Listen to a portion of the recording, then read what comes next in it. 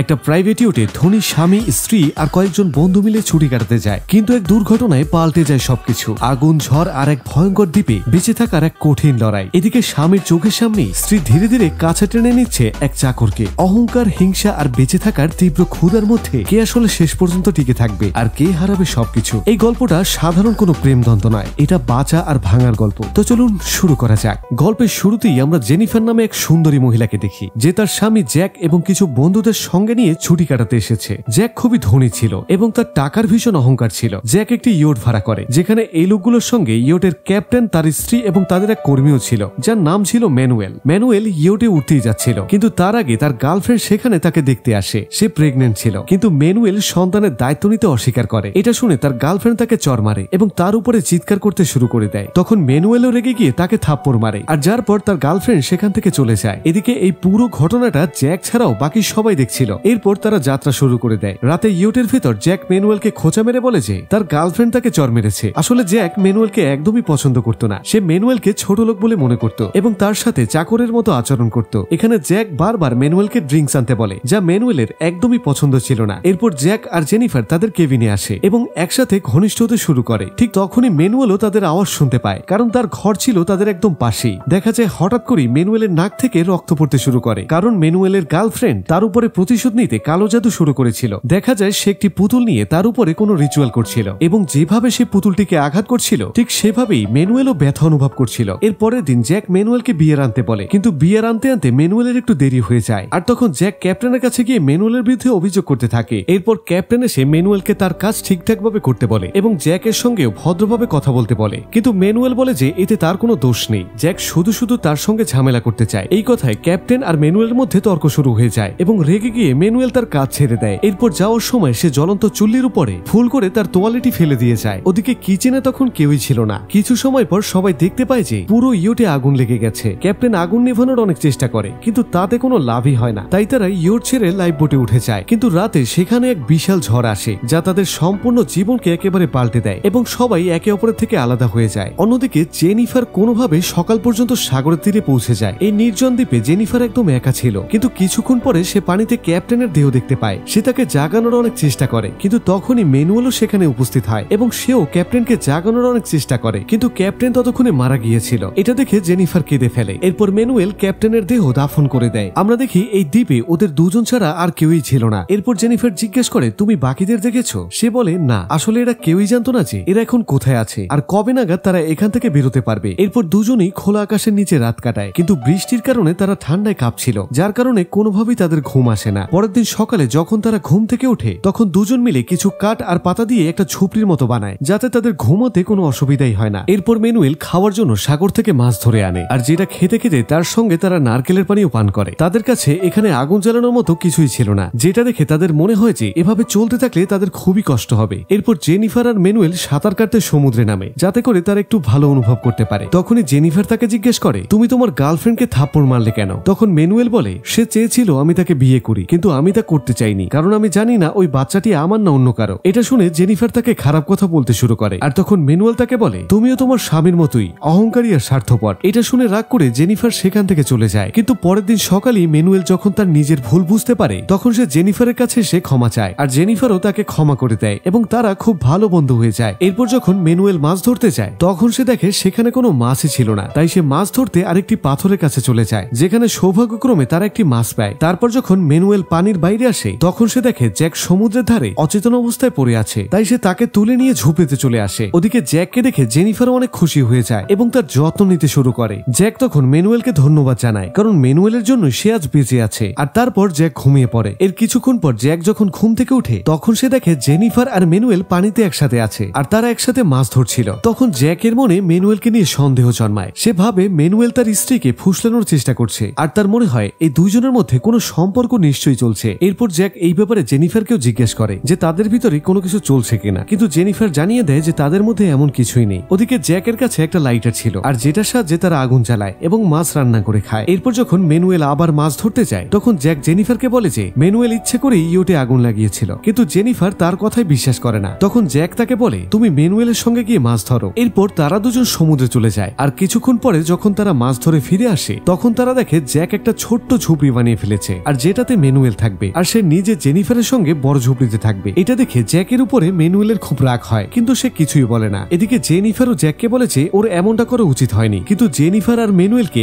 একসঙ্গে দেখে জ্যাকের হিংসে হচ্ছিল। আর সে তো ম্যানুয়েলকে শুধু একজন চাকর মনে করত, আর তার দৃষ্টিতে একজন চাকর আর মালিক কখনো একসঙ্গে থাকতে পারে না। তারপর যখন জেনিফার ম্যানুয়েলের কাছে আসে তখন ম্যানুয়েল তাকে জিজ্ঞেস করে যে আসলে জ্যাকের সমস্যা কি। সে বলে জ্যাক মনে করে যে আমাদের মধ্যে কোনো সম্পর্ক চলছে। ঠিক তখনই জ্যাক সেখানে এসে যায় এবং ম্যানুয়েলকে অপমান করতে শুরু করে দেয়। তখন ম্যানুয়েল বলে তুমি যতই ধনী হও না কেন, এখানে তোমার টাকা কোনো কাজে আসবে না। আমি না থাকলে তুমি এই দ্বীপে আজ বেঁচে থাকতে পারতে না। আসলে খাবার আর পানি জোগাড় করার দায়িত্ব একমাত্র ম্যানুয়েলের উপরেই ছিল। জ্যাক এটা কিছুই করতে পারতো না, আর পুরোপুরি তারা ম্যানুয়েলের উপরই নির্ভরশীল ছিল। কিন্তু তবুও জ্যাক কখনোই ম্যানুয়েলের সঙ্গে ভালোভাবে কথা বলতো না। সে ম্যানুয়েলকে সবসময় জেনিফারের থেকে দূরে থাকতে বলতো, কিন্তু যখন ম্যানুয়েল সেটা মানতে অস্বীকার করে তখন জ্যাক তাকে হুমকি দেয়, যেই দিন আমরা এই দ্বীপ থেকে বেরোবো আমি তোমাকে একেবারে শেষ করে দেবো, আর তোমাকে কোথাও কাজ করতেও দেবো না। এই কথা শুনে ম্যানুয়েল রেগে গিয়ে জ্যাককে বলে আজ থেকে আমিও তোমাকে কিছুই খেতে দেবো না। এই কথা শুনে জ্যাক বলে আমি নিজে এবং জেনিফারের দেখভাল আমি নিজেই করতে পারি, আমাদের তোমার আর কোনো দরকার নেই। এরপর জ্যাক মাছ ধরতে চলে যায়, কিন্তু ওখানে কিছুই পাওয়া যায় না। তখন জেনিফারও তাকে সাহায্য করে, কিন্তু তাদের হাতে কিছুই আসে না। এই কারণে তাদের সম্পর্ক ধীরে ধীরে খারাপ হতে শুরু করে, কারণ জ্যাকের কারণে জেনিফারও সমস্যায় পড়ে গিয়েছিল। তখন জেনিফার ম্যানুয়েলকে দেখে যে সে প্রাণ ভরে মাছ খাচ্ছিল। এদিকে তারও খুব জোর ক্ষুধা পেয়েছিল, তাই সে ম্যানুয়েলের কাছে চলে আসে। এরপর ম্যানুয়েল তাকে দেখে মাছ খেতে বলে, কিন্তু সে বলে আমি যদি এই মাছ খাই তাহলে জ্যাক আমাকে খারাপ মনে করবে। তখন ম্যানুয়েল বলে জ্যাককে কিছুই জানাতে হবে না। এটা শুনে জেনিফার ম্যানুয়েলের পাশে বসে মাছ খেতে শুরু করে, আর যাওয়ার সময় তার গালে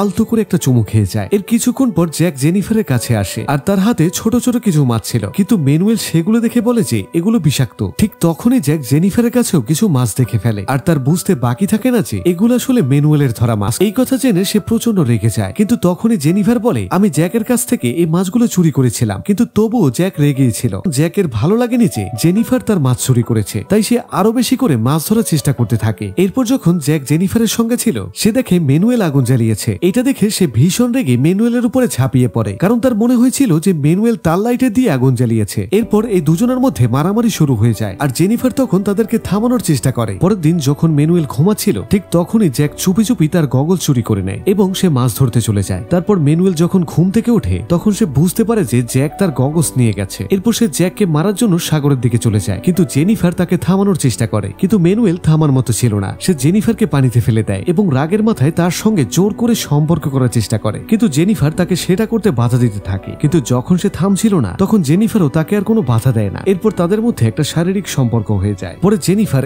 এই বিষয় নিয়ে অনুশোচনা করতে থাকে যে সে এটা কি করে ফেললো, তাই সে ম্যানুয়েলকে বলে যে সে যেন জ্যাককে কিছুই বলে না। তখন ম্যানুয়েল বলে যে সে জেনিফারকে ভালোবাসে, কিন্তু এই কথার কোনো উত্তর জেনিফার দেয় না। এর কিছুক্ষণ পরে জ্যাক যখন মাছ ধরে ফিরে আসে দেখা যায় আজ সে বড় একটা মাছ ধরেছিল, আর যার কারণে সে খুব খুশি ছিল। তখন জেনিফার জ্যাককে বলে যে তার ম্যানুয়েলের গগলস নেওয়া উচিত হয়নি, কারণ সে খুব রেগে আছে। কিন্তু জ্যাক যখন ম্যানুয়েলকে দেখে তখন সে দেখে সে খুব খুশি আছে, আর এটা দেখে সে বুঝে যায় যে নিশ্চয়ই জেনিফার আর ম্যানুয়েল একসাথে কিছু একটা করেছে। এরপর সে রাগের মাথায় জেনিফারকে ম্যানুয়েলের হাতে তুলে দেয় এবং বলে তুমি আমাকে ধোকা দিয়েছো, তাই এখন তুমি তার সাথেই থাকো। এরপর সে ম্যানুয়েলের গগলসও তাকে ফেরত দিয়ে দেয়। দেখা যায় তখন জেনিফার কাঁদতে শুরু করে আর ম্যানুয়েল তাকে সান্ত্বনা দেয়। এরপর জ্যাক সেখান থেকে একটু দূরে গিয়ে থাকতে শুরু করে। এদিকে সে একটা প্লাস্টিক বোতল কেটে সেটা দিয়ে একটা গগলস বানায় যাতে করে সে আবার সমুদ্রে মাছ ধরতে পারে। আর ওদিকে জেনিফার জ্যাককে খুঁজছিল, কিন্তু সে তাকে কোথাও খুঁজে পায় না। তখন ম্যানুয়েল বলে তুমি চিন্তা করো না, সে নিজেই হয়তো ফিরে আসবে। এরপর সে ম্যানুয়েলের সাথে নাচতে শুরু করে, আর এই সব কিছুই দূর থেকে জ্যাক দেখছিল। আসলে জেনিফার আর ম্যানুয়েল একসঙ্গে অনেকদিন থাকার কারণে তারা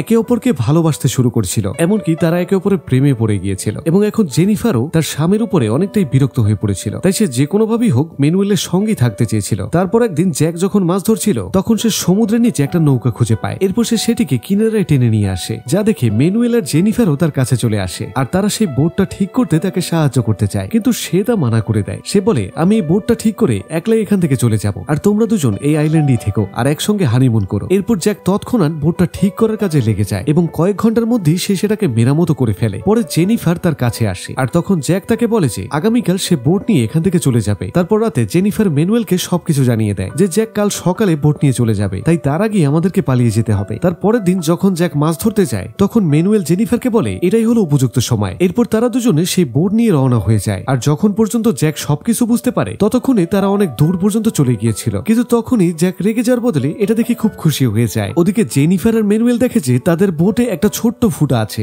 যার কারণে বোটে পানি ঢুকছে। আসলে এটা ছিল জ্যাকের একটা প্ল্যানিং, যাতে এই দুজন সমুদ্রে ডুবে মারা যায়। এরপর এরপর তাদের আবার সাঁতরে সেই আইল্যান্ডটিতে ফিরে আসতে হয়, কিন্তু ততক্ষণে জ্যাক তাদের ঝুপড়ি পুড়িয়ে দিয়েছিল। পরে জ্যাক যখন জেনিফারের কাছে আসে তখন সে তাকে জিজ্ঞাসা করে, তুমি আমাদের মারার চেষ্টা করলে কেন? আর তখনই ম্যানুয়েলও সেখানে চলে আসে, যে খুবই ক্লান্ত ছিল। কিন্তু তখন হঠাৎ জ্যাক ম্যানুয়েলের উপরে তার হাতে থাকা হাতিয়ার দিয়ে আক্রমণ করে দেয়, যাতে করে সে গুরুতরভাবে আহত হয়ে যায়। এদিকে জেনিফার তাকে থামানোর চেষ্টা করে, কিন্তু জ্যাক ম্যানুয়েলকে মারতেই থাকে, আর ম্যানুয়েল কোনোভাবে নিজেকে বাঁচিয়ে সেখান থেকে পালিয়ে যায়। কিন্তু জ্যাক তখন জেনিফারকে ধরে রশি দিয়ে বেঁধে ফেলে। এদিকে রাতে ম্যানুয়েল ফিরে আসে এবং জ্যাকের উপরে আক্রমণ করে দেয়। ওরা দুজন অনেকক্ষণ ধরে লড়াই করে। এই ফাঁকে জেনিফার নিজেকে রশি থেকে মুক্ত করে ফেলে, আর তারপর সে ম্যানুয়েলকে নিয়ে জঙ্গলে পালিয়ে যায়। পরের দিন জ্যাক ওদের খুঁজতে খুঁজতে জঙ্গলের ভেতরে যায় এবং একটা গাছের উপরে ওদেরকে দেখে ফেলে। ম্যানুয়েল অনেক বেশি আহত ছিল, তাই জেনিফার জ্যাককে বলে যে তাকে ছেড়ে দাও, কিন্তু তখনই সে নিজের বলমটা ম্যানুয়েলের দিকে ছুড়ে দেয়, আর যার ফলে ম্যানুয়েল ভারসাম্য হারিয়ে নিচে পড়ে যায়। এরপর সে যখন আবার ম্যানুয়েলকে মারতেই যাবে তখন জেনিফার গাছ থেকে লাফিয়ে পড়ে আর জ্যাককে মাটিতে ফেলে দেয় এবং নিজের ছুরি দিয়ে তাকে মারার চেষ্টা করে। এদিকে ম্যানুয়েলও জ্যাককে থামাতে একটা ভারী পাথর তুলে নেয়, কিন্তু তখনই সে ভারসাম্য হারিয়ে পেছনের দিকে একটা ধারালো বল্লমের উপরে পড়ে যায়, যার ফলে সেই বল্লমটি তার পেট ভেদ করে বেরিয়ে যায়। এদিকে ম্যানুয়েলের গার্লফ্রেন্ড প্রতিশোধ নেওয়ার জন্য তার উপরে কালো জাদু করছিল, এবং ঠিক যখন সে ম্যানুয়েলের পুতুলে একটা পেরেক ঢুকিয়ে দেয় তখনই এখানে ম্যানুয়েলেরও মৃত্যু হয়ে যায়। এদিকে ম্যানুয়েলের মৃত্যুর পর জেনিফার পুরোপুরি ভেঙে পড়ে, আর এরপর থেকে জ্যাক আর জেনিফার একসাথে থাকতে শুরু করে, কারণ জেনিফারের কাছে আর কোনো রাস্তাই খোলা ছিল না। আর এভাবেই দেখতে দেখতে এই আইল্যান্ডে ওদের 1 বছর কেটে যায়। তারপর একদিন একটা পরিবার বেড়াতে এই আইল্যান্ডটিতে আসে, তখন তারা জেনিফারকে তার ঝোপড়ির ভিতরে ঘুমিয়ে থাকতে দেখে। ওদের দেখে জেনিফার খুব খুশি হয় এবং ওদের কাছে সাহায্য চায়। এরপর জেনিফার ওদের সঙ্গে ওদের বোটে চলে যায় এবং বহুদিন পরে সে ভালো খাবার খায়। এখানে জেনিফার ওদের কিছুই বলে না যে সে এখানে জ্যাকের সঙ্গে আছে। এরপর যখন ওরা এখান থেকে চলে যাওয়ার প্রস্তুতি নিচ্ছিল, দূরে জ্যাক তখন মাছ ধরছিল। এরপর সে জেনিফারকে চলে যেতে দেখে সে তাকে ডাকতে থাকে, কিন্তু জেনিফার তাকে কোনো পাত্তা দেয় না, বরং সে তার লাইটারটাও চুরি করে নিয়ে যায়, যাতে করে সে আর আগুন জ্বালাতে না পারে এবং বেশি দিন ওইখানে বেঁচে থাকতে না পারে। আর এইভাবে জেনিফার ম্যানুয়েলের মৃত্যুর প্রতিশোধ নিয়ে ফেলে। আর এখানেই এই গল্পটা শেষ হয়ে যায়। বন্ধুরা, এই ট্রায়াঙ্গেল লাভ স্টোরিতে কি আসলে সঠিক ছিল? তোমার যা মনে হয় কমেন্টে জানাও, আর গল্পটি ভালো লাগলে একটি লাইক দাও, আর এমন দারুণ দারুণ সব গল্প পেতে চ্যানেলটি সাবস্ক্রাইব করো। আর যাচ্ছি তবু যাচ্ছি না, দেখা হচ্ছে নতুন কোনো গল্পের সাথে। ততক্ষণ পর্যন্ত ভালো থাকুন, নিরাপদে থাকুন। আল্লাহ হাফেজ।